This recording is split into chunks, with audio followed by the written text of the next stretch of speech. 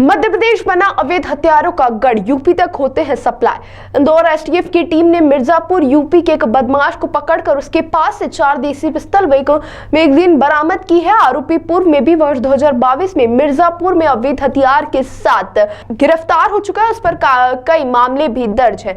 STF थाना प्रभारी ममता कामले ने बताया कि मुखबिर से सूचना मिली थी कि उत्तर प्रदेश से हथियार तस्कर गिरोह का सदस्य बड़वानी से हथियार खरीदकर इंदौर होते हुए उत्तर प्रदेश बेचे जा रहा है। मुखबिर की सूचना पर तत्काल एक टीम भेजी गई।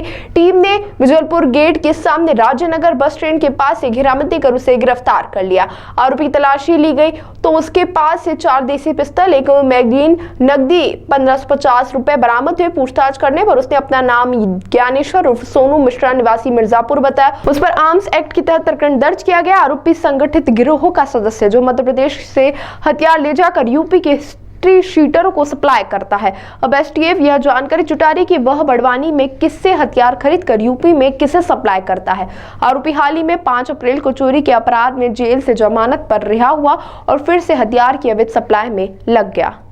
एक्चुअली शनिवार को हमें मुखबिर के द्वारा जानकारी मिली कि एक व्यक्ति है जो उत्तर प्रदेश का रहने वाला है और उत्तर प्रदेश से बड़वानी गया हुआ है और बड़वानी से हथियार लेकर इंदौर में आ रहा है, जो कि राजेंद्र नगर तरफ उतरेगा बस में। तो उस मुखबिर की सूचना पे हमने वरिष्ठ अधिकारियों को अवगत कराया और उनकी तरफ से जब हमें परमिशन मिली कि इसको आप तस्दीक करें कि सही है कि नहीं है, फिर हम लोग टीम के साथ वहाँ रवाना हुए।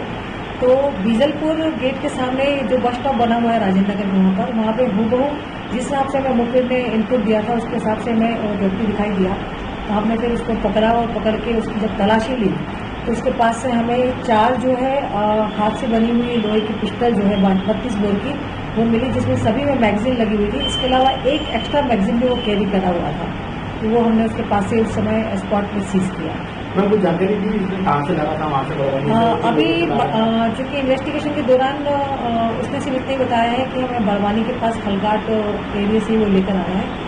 किसके यहाँ से लेकर आए हैं ये भी इन्वेस्टिगेशन में चल रहा है। यहाँ पर जो लाया था किसकी जानकारी सप्लाई करने वाला था? वो एक्चुअली इंदौर में नहीं उसको डिलीवरी करना था। डिलीवरी उसको उत्तर प्रदेश में करना था, क्योंकि मूल रूप से मिर्जापुर का रहने वाला है और पहले भी अवैध हथियार की केस में जेल जा चुका है, जमानत पर बाहर है। इनफैक्ट अभी चोरी के मामले में 5 अप्रैल को ही वो जमानत से बाहर भी आया था। उत्तर प्रदेश में जिस तरह से एक वक्त मतलब कुछ बताया उसने किसी गेम को सप्लाई करने वाला था उत्तर प्रदेश, जैसे मिर्जापुर नाम आ रहा है, तो वहाँ पर किसी व्यक्ति को नाम बताया? एक्चुअली कुछ अभी इन्वेस्टिगेशन के पार्ट में चल रहा है, उसको लेकर टीम भी बनी हुई है, तो विवेचना के दौरान देखेंगे अभी किसका नाम आया है, तो उस दिशा में अभी कार्रवाई चल रही है। ये किया जा सकता है कि मध्य प्रदेश के जो अंजार बड़वानी जो क्षेत्रों से अवैध हथियार विभिन्न राज्यों में जाते हैं, अभी तक के इन्वेस्टिगेशन में और इसके पहले भी जो एसटीएफ के द्वारा कार्रवाई की गई है, मूलतः बड़वानी और इस एरिया से ही हथियार लाया जाना बताया गया है। तो ये अनुमान के तौर पर हम कह सकते हैं कि इस एरिया में और कुछ और एरिया में इसमें की चीजें होंगी। तो ऐसा अनुमान लगाया जा सकता है कि उत्तर प्रदेश में किसी तरह की कोई गेम को सप्लाई करने के बाद वहाँ पर किसी तरह की कोई धार्मिक या इस तरह से सामाजिक तत्वों को सप्लाई करने के बाद वहाँ पर किसी को उपद्रव या इस तरह से माहौल